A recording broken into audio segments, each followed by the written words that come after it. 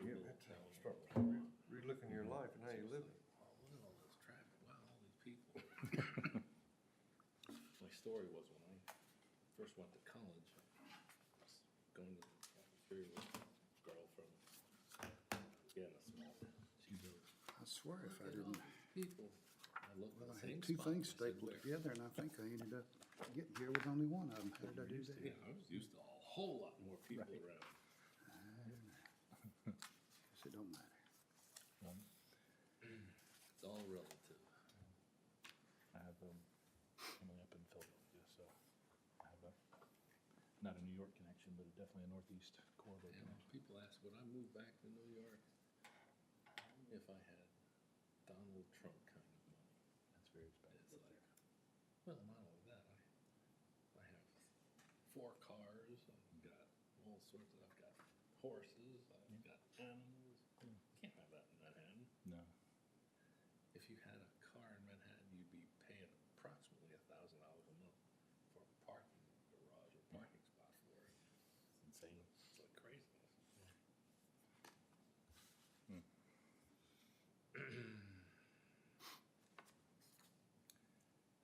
So,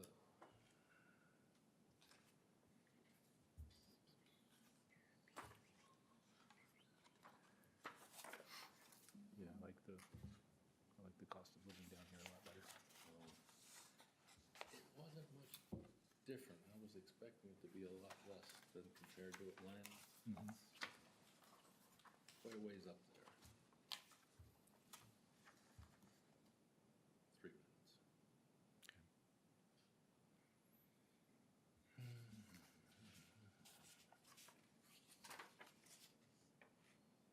But I'm glad you're interested in this because I was telling you that the money is coming into this area and the children of the farmers don't want to farm. They'd rather take their inheritance and go somewhere else. So I could see a couple of years would be pretty well urbanized. My grandparents lived I can remember visiting them and the potato fields were out. Not anymore. Yeah. And this was Long Island. In my lifetime that I can, as a kid, I can remember it. Yeah.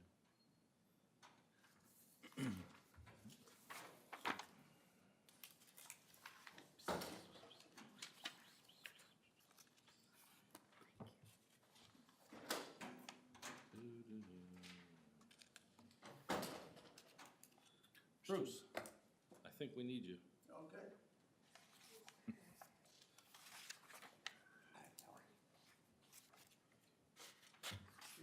Doing great, hope you are. Hey, how you doing? Not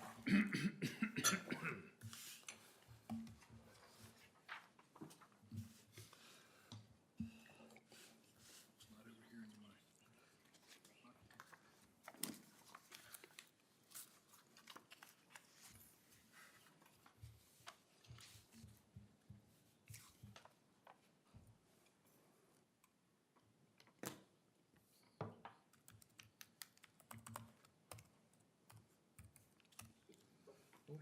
Wish it had pensive seconds. Maybe you could use your connections of, there it is, 7 o'clock. It's 7 o'clock, I'd like to call the meeting of the Town Planning Board to order. First thing we'd like to do is call to order and pledge of allegiance. If you could stand and face our flag, please. I pledge allegiance to the flag of the United States of America and to the republic for which it stands, one nation, under God, indivisible, with liberty and justice for all. Thank you.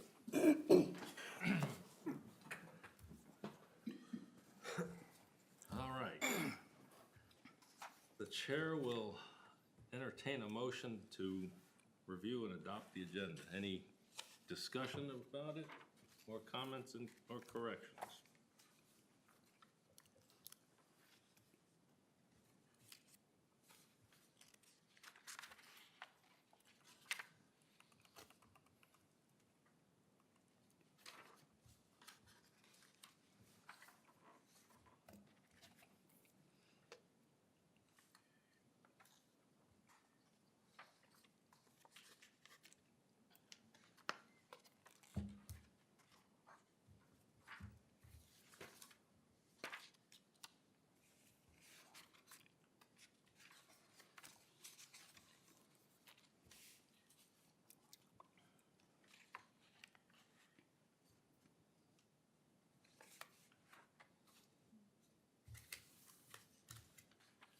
Guys, we're only looking for the agenda.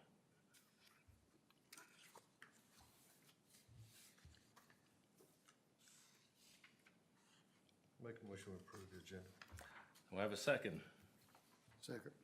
Mr. Green seconds. Mr. Threats makes a motion to review and adopt the agenda. Mr. Green seconds it. All those in favor?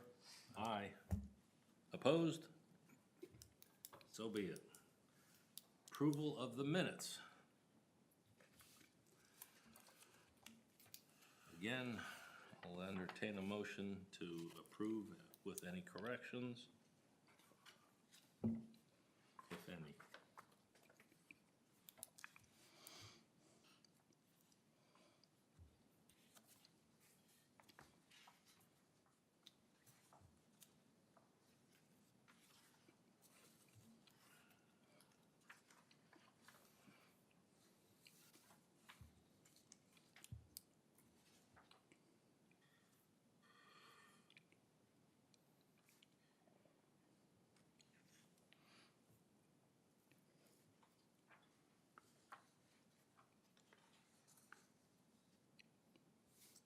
I also make a motion to approve the minutes.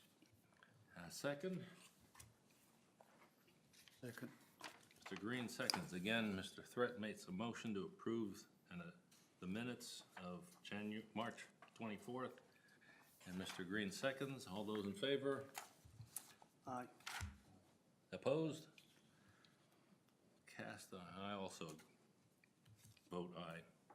Unanimously approved. New business, residential building permit, 22-02-STRP-00761, 8878 Colgate Road accessory building location.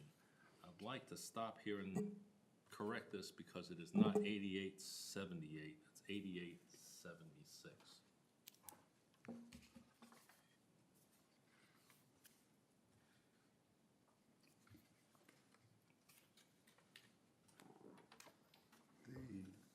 Our building is gonna be on 8876, right? Yes. On the agenda, it's 8878.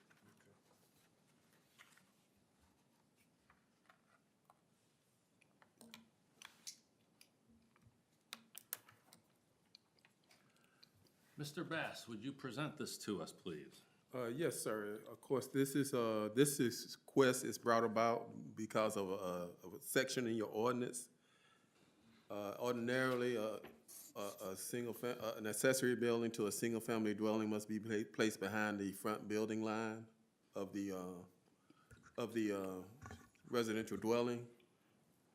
However, the ordinance does allow the planning board to approve it in front of the building, provided certain conditions are met. So that's the basis of this request, and that's why it's being presented to the planning board at this time.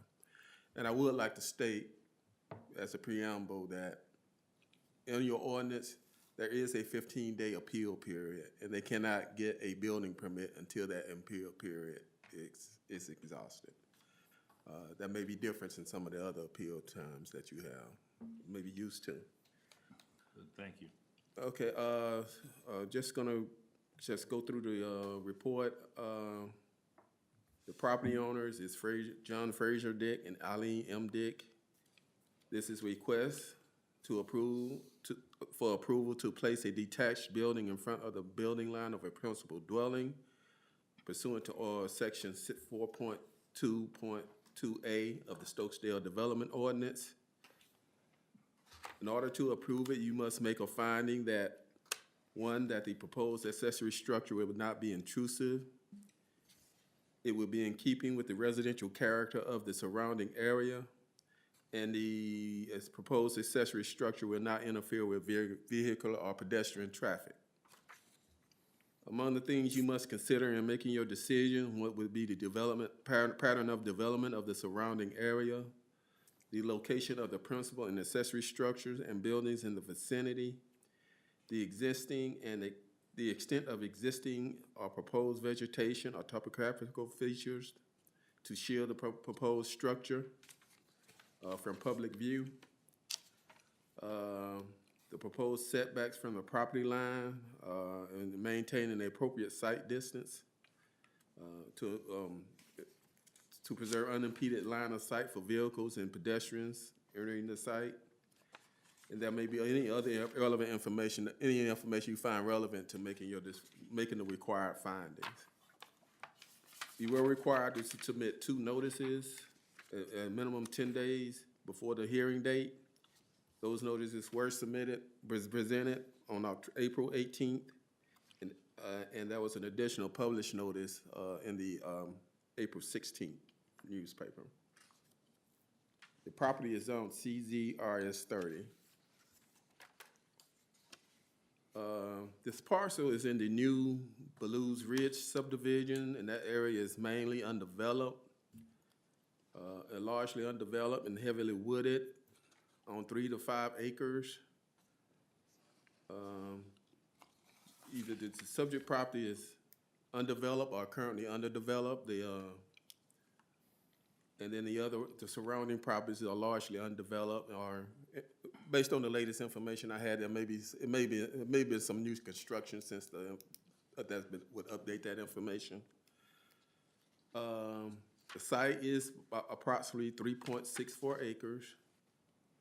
The proposed accessory building is approximately 2,100 square feet. The proposed side yard setback based on the drawing was 16 feet from the property line. And the proposed setback from the street was approximately 305 feet, based on information.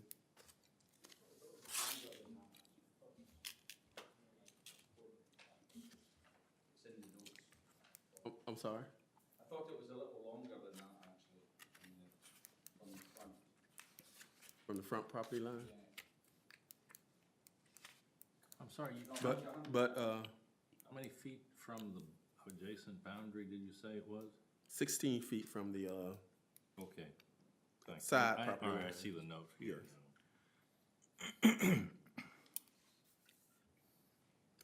and then just section 4.4-2.2 is just, it sort of gives you the full text of the ordinance as it relates to this building.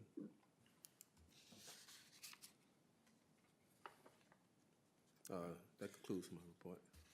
Any questions or discussion from the board for Mr. Bass?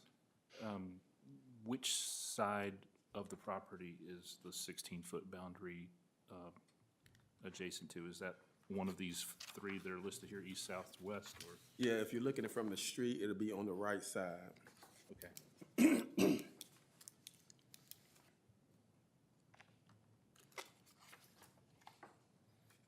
In all of our literature, it's talking about as a detached garage. Does that make it a limitation, so it can't be used for anything else other than a garage? Well, it says attached garage, and that's what he's proposing. That was the building permit would be based on. Yeah, so that's what he's proposing. It could be an accessory building mainly. But as an accessory building, it can't be anything else other than a detached garage. Well, based on his application, it's a detached garage, yes. But I guess the question, if he's decided to put something like a storage, Or a discotheque. a disco, no, they can't do You that. can't do that. No, it has to be an accessory reasonably related to the principal. For storage, it'd be a storage shed or a garage for that residential unit. All right, making sure we're good on that.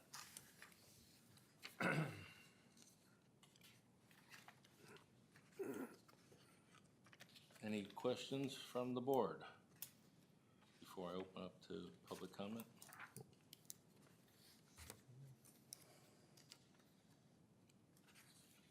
All right. I'd like to open this, at this point, up for public comment. All those that wish to speak, raise your hand so I know how many of you want to speak. Good. I have a speaker agenda card from Mr. Mark Nadell. Would you like to address us, please?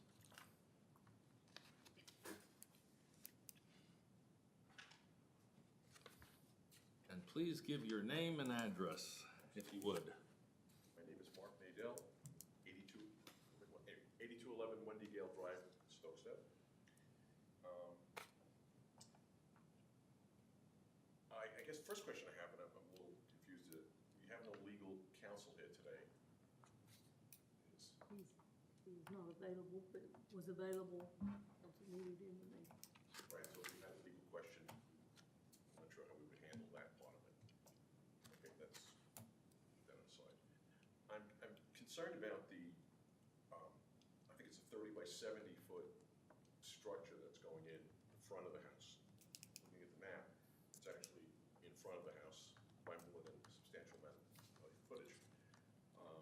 My concern is, and I'm not sure from a legal standpoint and how this works, town council and the planning board historically has made decisions based on decisions that were made in the past. For example, they approved something, let's call it XYZ project, that's against or a variation or a variance to the original law. And then when another case comes up, the council and the planning board says, well, we did it for one person. How could we not do it for another person? This is the right thing to do. My concern is that, and it's not that I have any issues with the general building structure here, concern is that with the development that's going on in Stokesdale, 3 months from now, what's to stop somebody in a residential area coming forward and saying, I want to put a garage in my front yard? And how do we not allow that? I think Mr. Bass said that it has to be, I forgot, I guess, unobtrusive, or I forgot what the term was. Yeah, that's 3 criteria that these to be. Criteria. I'm not sure what the definition of that really means. In other words, in my mind, it might look ugly, and in mind to someone else, it might not look ugly. So how would you define that component that the board has to make that decision one way or the other on? Well, on these type decisions, because there's not no specific standards, and yeah, so that's why it has to go to a board rather than somebody from the staff. So you have the collective board making that determination based on the information that's presented to them. So it's specific to one individual property. Has your office made recommendations on whether to approve it or not approve it? Because I know there's always a determination.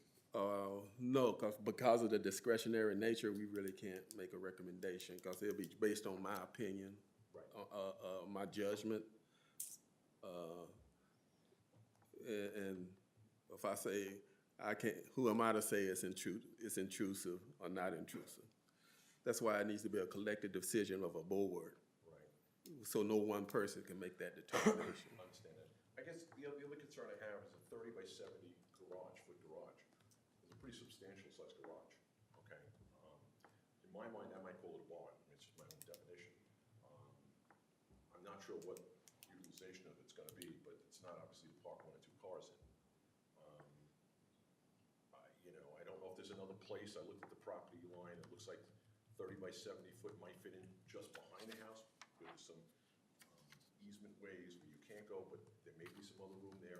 Maybe by shrinking down that unit from 30 to 70, 30 by 70 to maybe 30 by 55 or 60, whatever the number is. I just feel that having it in the front, again, it's my opinion, is as this land develops, we're gonna have a building sitting in front of a house, a structure of some sort.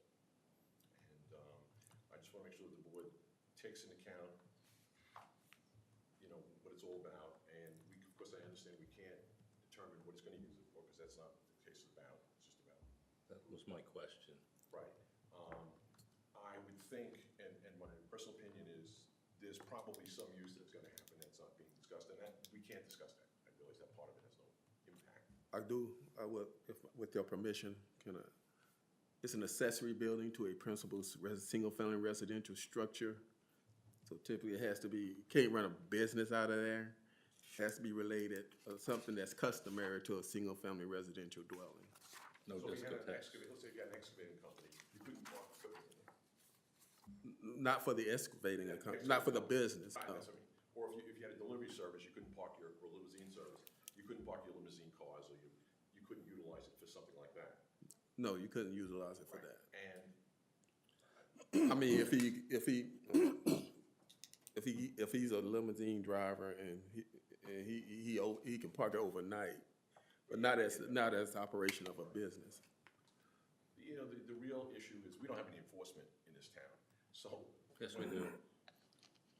Okay, that's, okay, well, you know, I don't know, and again, the use of it is not in question here.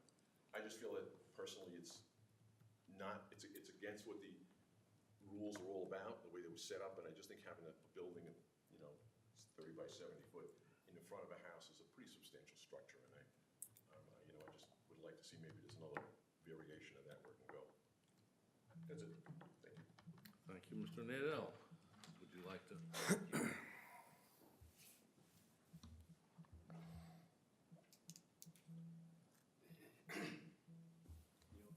Can I just check, have the members of the board seen the package I sent them with the photographs? I have it. Everybody else? There we go. I just want to Yes. confirm. Thank you. My name's Fraser Dick, my wife Irene Dick, and my daughter Katrina Dick here. I'm just going to go through what I've said here and then perhaps answer some of the gentleman's colleagues, the gentleman's answers here. My understanding is we have a 3.6, 3.7 acre lot. We're making a homestead in the centre of that, completely wooded. It's not actually a subdivision, they're individual lots that sold off the subdivisions behind that on the main road. You can't see the house, never mind the garage from the main road. The garage is only a garage, detached garage. I'm a car guy, I've got no BMW, I've got a Corvette, I've got a Porsche. I retired 3 years ago. I don't have space to have a hobby where we live now in Summerfield. So we bought this lot with that sole purpose of retiring and enjoying my cars and working and playing with them. And he made some other problems, I'm not sure, but we did that. I have letters from all the neighbours on the side that live there, have no problem with this, with what we've done in the package. There is no plan to run another business or anything about it. You cannot see any of it from the road. There's a windy road down there, so you can't see it. With the fall of the land, it's the only place we could put it because of where the land is that you will see, and the septic is over to the left on the flat at the back. So there is no option to put it behind the house that we are looking at. It's getting made in the same material, siding, roofing, everything as the house. It looks like a homestead, just apart from the garage. I'm not sure there's any more point to do. I was quite surprised. Or the other thing was the guess that you have the right to, if it's over, or not the right, for you to consider it, if it's over 2 acres, which this is. And I think this is tastefully designed, nice homestead that we are looking at doing here for consideration and request approval of the permit. Anything I want to say? Is there any questions I can take while I'm here? I'm sorry, did we get your address, Dale? My existing address? Do you have the card? Yes, it's here. I only put in the address of the house, the new house. Our address is, yes, in here, but the address is 6102 Patron Trail, Summerfield, where we're moving from. That's a minor housekeeping Yeah, sure. issue. Okay. No one else wishing to speak? I'd like to speak. Oh, I'm sorry. Both our names are same time. Okay. That's okay. Eileen Dick, 6102 Kirshner Trail, Summerfield at the moment. I just want to back up what my husband Fraser said. We brought up our children, one of them is here in Summerfield, and Fraser is a car enthusiast. And we currently have a 2-car garage with 3 cars in it, and another 2 cars sitting in the driveway.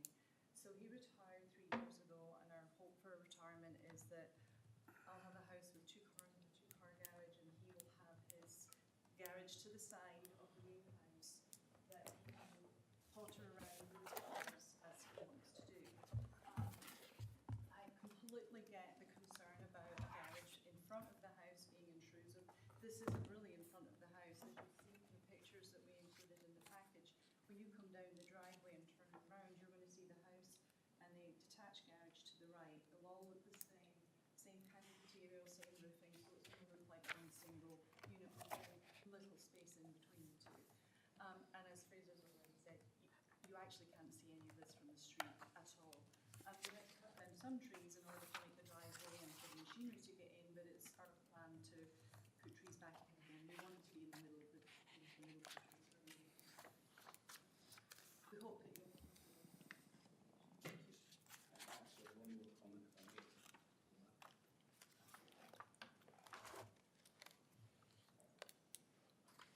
The gentleman said about the change of use, or what does someone want a big garage like that for? It's got 3 double doors, which allows 6 cars to go in there at one time, so I can reverse cars in slightly longer bit in the middle, so 6 cars in there, 2 or 3 lifts to work on them at different times.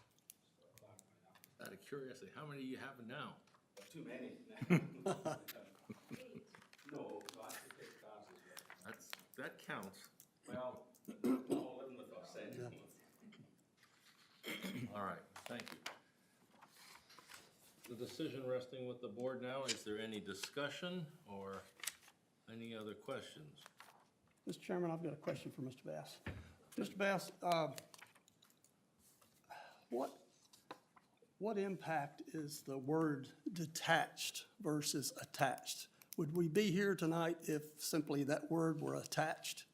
If it was attached, it would have to meet it would just have to meet the setback requirements of the zoning district. So it would be a totally different discussion. Yeah, as long as they can meet they wouldn't have to come before the board if they can meet the setback. Yeah. I do have a question about the 16 feet from the property line. What's the actual requirement? Is it 16 feet or less or more? The RS-30 is 10 feet Okay, so. from the side yard. Meeting it from about 6 feet plus. Any other questions? Is there anything in the way that the property is currently zoned that would prevent approval of it? No, if it comply, if they comply with your order, then no. Okay. I also would like to bring to the board's attention that the adjoining property owner on the back side of the proposed garage, the holders have no objection to that. Good thing, I think. All right, no more discussion? Let's take a vote. Can I make a statement, or? Yeah. It just appears to me, with all these woods, and I can look at the photo here, nobody's gonna be able to see this, so it could not be offensive to anyone if they can't see it. As far as the size of it, my wife's a little bit bigger than some of your wives, but I love her. Don't even get into that. Well, I'm just saying, if the man wants a 30 by 70 extra garage, that's his prerogative. I just think we should, that we should approve this. That's. We can all be jealous. Of course, my wife's more than 70 years old, so she has the right to be bigger than some other ladies. All right, Chair will entertain a motion to approve. Remember, this is an approval. Somebody? I motion we approve. All right. Mr. Gentry makes a motion to, I think you need to, a little bit more formal, what you're actually saying. I'm sorry. I'll make a motion to approve this proposal. Okay. Do I have a second? I second. Mr. Threat seconds it? Can I add, sort of mention, lay out what your findings are? Oh, okay. You can use the, list that's in the, ordinance. That's, You have to put in just a few of the reasons. yeah, so based on the findings, based on the required findings in the staff report. Yeah, there's the three conditions, non-intrusive, keeping the surrounding area. Okay. We find that this, I make a motion that we approve this based on the fact that we find this will not be intrusive, that it's in keeping with the residential character of the surrounding area, and it will not interfere with vehicular or pedestrian traffic. The lot's over 2 acres, which I think meets the requirements. And trees can be cut down. Other owners can take the property at some point, but that has no bearing on the conditions set before us tonight. So, make a motion to approve. Mr. Threat, will you second the motion as amended? I re-second the motion based off the approval of the residential building permit 22-02 STRP-00761 at 8878 Colgate Road. I do, even though it is not in conjunction with section 4-2A, there is no suitable complaints from their neighbors. The garage will obviously have to be past all normal standard building codes when the permitting process is done. He's clear of setback requirements already. Will not be seen from the road, and he's also basically has the blessing of his neighbors, so I see no reason to object. All right, let's vote. Mr. Angel? Aye. Mr. Gentry? Aye. Mr. Threat? Aye. Mr. Green? Aye. I also vote aye. We agree on this. Last thing. Announcements. Any decision of the planning board may be appealed to the Stokesdale Town Council within 15 days of the planning board's date by contacting the town clerk and a written notice of appeal. There is a $200 per case filing fee. Second announcement, the Stokesdale Town Council will meet on Thursday, May 12th, and planning board will next meet on Thursday, May 26th. The chair will entertain a motion of adjournment. Make a motion, we adjourn. Mr. Threat makes a motion to adjourn. Is there a second? Second.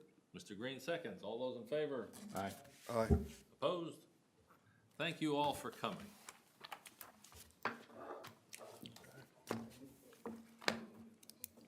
Let's see. 7:29. Okay. Half hour. I tried to keep